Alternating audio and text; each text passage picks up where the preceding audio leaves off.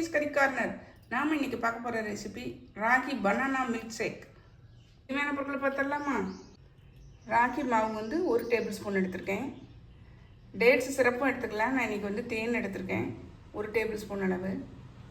பால் வந்து நல்லா காய்ச்சி வச்சுருக்கேன் ஒரு டம்ளர் அளவு. ஒரே ஒரு வாழைப்பழம், கொஞ்சம் நட்ஸை வந்து துருவி வச்சுருக்கேன். ஒரு கடாயில் ராகி மாவை சேர்த்து ஒரு அரை டம்ளர் தண்ணி விட்டு நல்லா நம்ம கரைச்சி வச்சுக்கலாம். கட்டி இல்லாமல் முதலே கரைச்சிடலாம். நான் இன்னும் அடுப்பை ஆன் பண்ணலை. நான் இப்போ அடுப்பை ஆன் பண்ணிட்டேன் பாருங்கள். நல்லா கரைச்சாச்சு. அடுப்பை ஆன் பண்ணிவிட்டேன். இது வந்து நல்லா வேகட்டும்.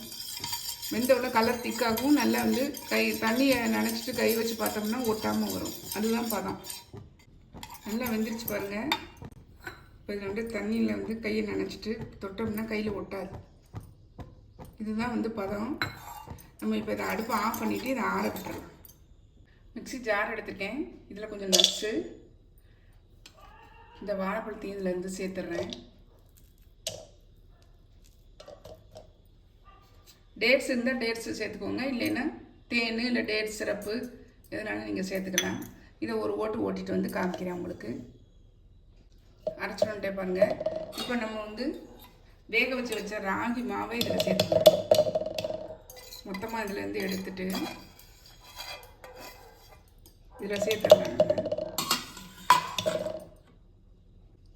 இந்த ராகி வேக வச்சதை உள்ளே சேர்த்துட்டேன்.